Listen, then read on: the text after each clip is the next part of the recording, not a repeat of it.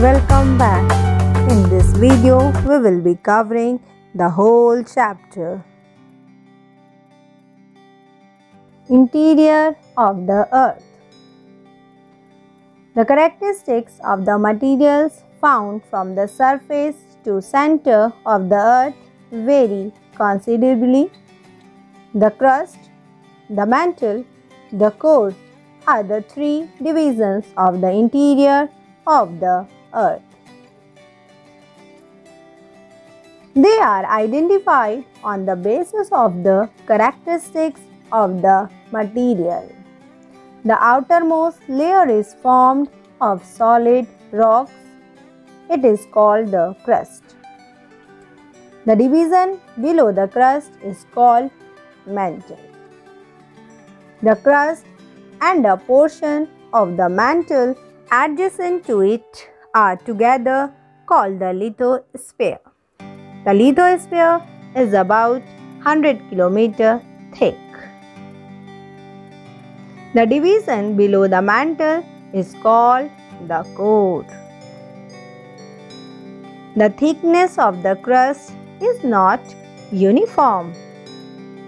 It is about 40 km under the continent, whereas it is about 8 km below the oceans.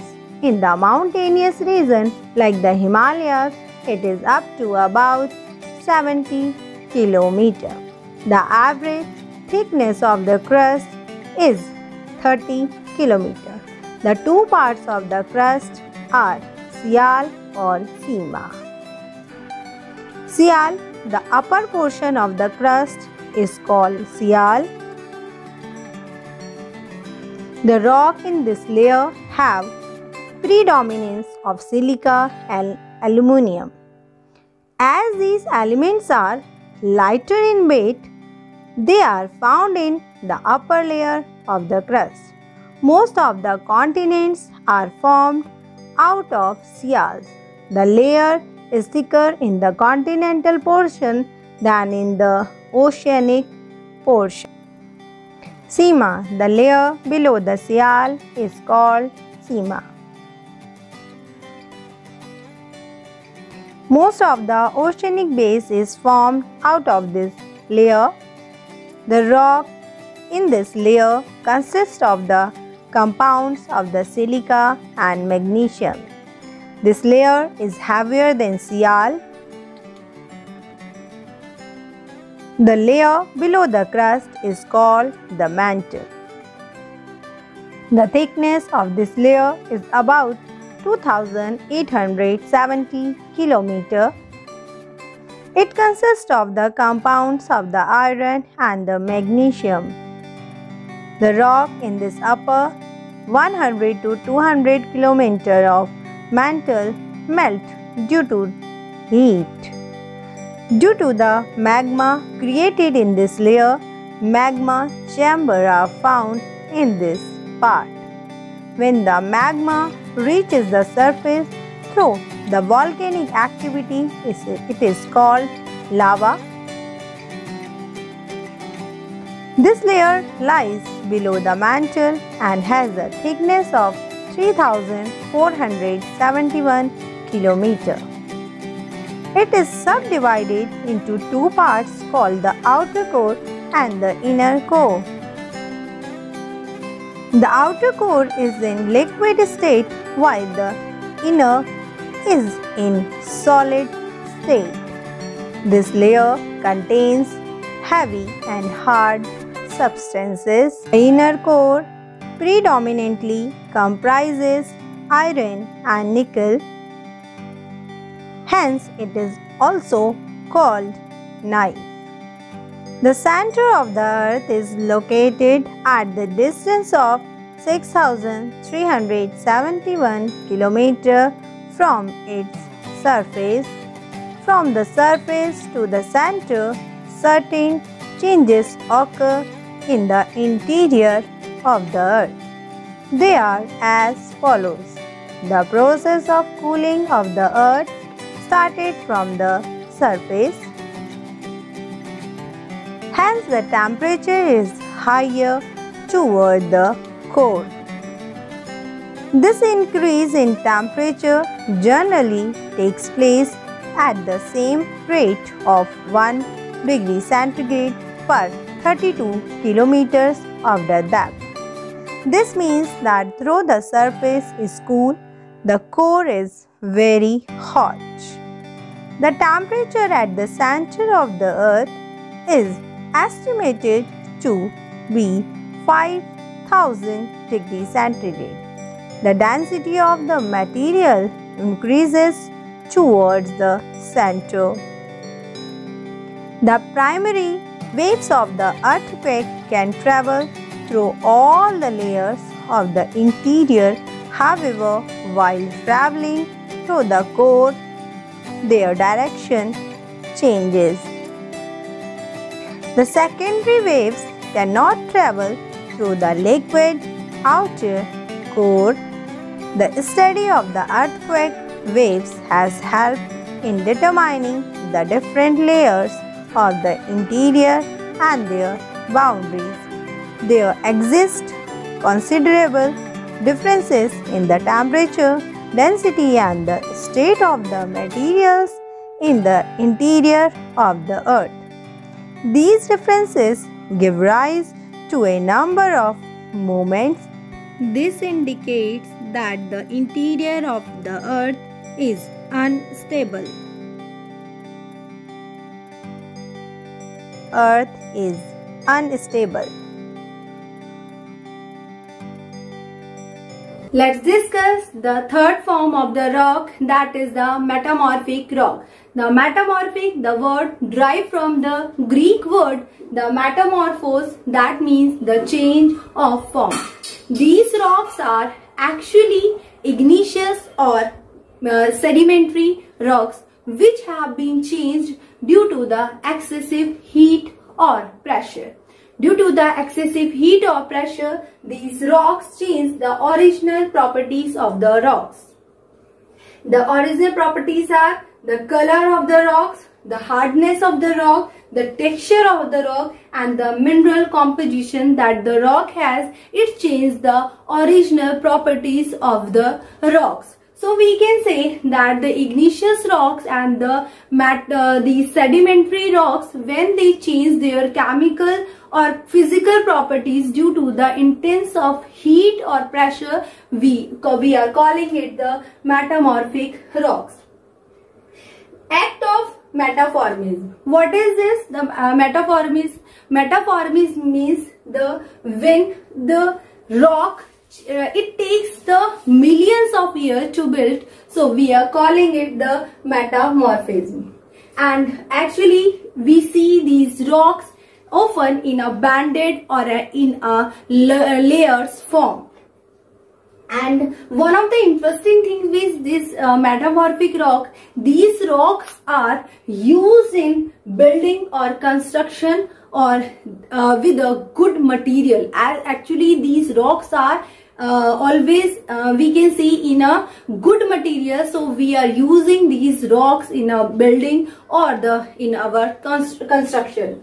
Okay, and these rocks are, we can find these rocks in a crystalline structure and the hardness of all the rocks, and we will see that these rocks have a great gravity than the other rocks. They do not allow the water to percolate through them. It means, what is the meaning of this line, that the water to percolate through them? It means they do not allow the water to get into it. So we can say that these rocks do not have the empty place so that the water can get into it. So the water cannot percolate through them. Do not contain fossils, as these rocks do not contain fossils and remain their own position, and these rocks are always remain their own position. If they are changing, after changing and after so many processes, if we see these rocks, you will get these rocks in a same position. Some of the examples of metamorphic rocks are the granite, the sandstone, limestone, the shale clay and the coal, they all are in their original form, and after transformation from the igneous or sedimentary rock, they are the granite transformed to the gneiss, the sandstone transformed to quartzite, the limestone changed to marble, and shale clay changed to slate, and coal transformed from coal to diamond. And also gems can be found in these rocks. As these transformation, it is because of due to the excessive heat or pressure that the igneous and the sedimentary rock face, and it formed the metamorphic rocks. The geographer who deal with the origin and the structure of the rock is called the petrology. Okay, so then discuss the uses of rocks and minerals. In ancient time, people used the rock as a tool and weapon. As a tool, they used choose stone and they rub it and they lit the fire, and with the help of the fire, they cooked their food, and to protect them from the wild animal, they use the fire. Okay, then in present time that we are using the rocks for the construction of the road, houses and the building, like limestone, the marble and the any other thing. Then we use minerals like coal and petroleum provide the source of power. The coal, as we use the coal in our ancient time, it was used to run the train, and the petroleum, it is used to run the vehicle on the road, and it is very much required to have the petroleum and diesel to run the vehicle on the road. So it is a great source of power. Then the sedimentary rocks are very much helpful to make the fertilizer, and these fertilizer we use to grow our crops. And this is also, these rocks are also used, and they make the soil, and these soils are made from the decomposition of the rocks. Then the many games that we play with the help of the stone only, like the Pithu game where the 7 stones used, and in the Gitti game where we have a 5 stone. So likewise, so many games we play with the help of the stone only. So let's discuss the rock cycle, how these rocks formed from magma to igneous to sedimentary, then to metamorphic.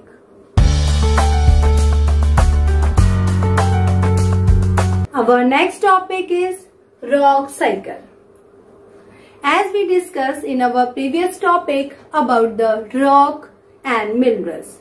The rocks, they are of 3 types: the igneous, sedimentary or metamorphic rock. The igneous rock, they are made up of when the volcanic eruption take place and the molten magma comes to the surface, the solidification or the cooling process forms the igneous rocks. Alright. And then we discuss about the sedimentary rock. The sedimentary rock, as they are the secondary rock because they are formed with the help of the igneous rock. When these rocks, they roll down, crack, and by hitting each other, the particles that come from the rock, and that is called the sediment. And these sediment, when they were transported or deposited by the air or wind or etc., so we are calling it, and they are depositing it and transporting it in a layer. Okay, they are forming a layer. That layer is called the sedimentary rock. And the metamorphic rock are actually the igneous rock and the sedimentary rock, because of they are made up of igneous or the sedimentary rock. Because of the excessive heat or pressure, these rocks, they change into the metamorphic rock. So how this process, how from the molten magma the metamorphic rocks form, and then again we had a magma. Let's see what is the process. First of all, the molten magma that takes place, okay, it takes place, and the cooling process in the igneous rocks, the cooling process and the solidification process forms the igneous rocks. After the weathering or erosion, okay, after the weathering or erosion, it is happening, these rocks, these igneous rocks, they divided into two parts or many parts. So the particles, that is called the sediment. Then these sediment, then by the cementation, okay, when these sediment, they cemented one by one in a layer, that is called the cementation, okay. And this cementation process is, after cementing this sediment, this is known as the sedimentary rock. Then after the heat and pressure, due to the heat and pressure in sedimentary rock or in the igneous rock, these, with the help of this both rock, with the heat and pressure, it form the metamorphic rock.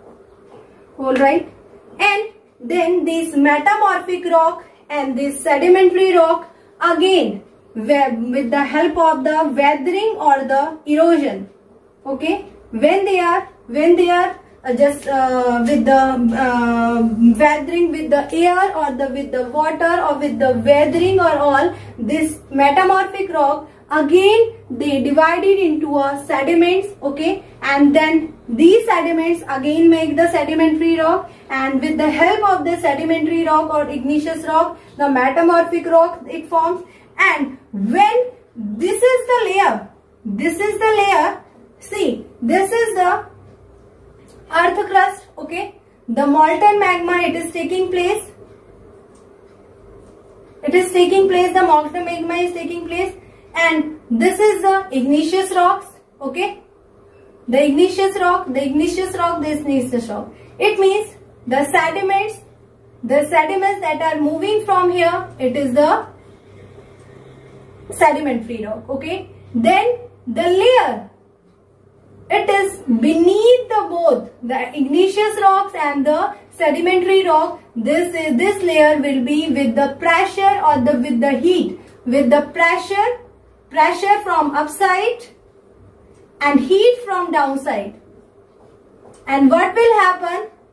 This metamorphic, these layer will form a metamorphic rock, and as it is happening, that the heat of the earth that attracts the layer, that is called the metamorphic rock, and then again this heat that melt the metamorphic rock, and then again we have the magma, okay, the volcanic eruption, again this will cooling up and the solidification process, again the igneous rock will form, then this process will go on.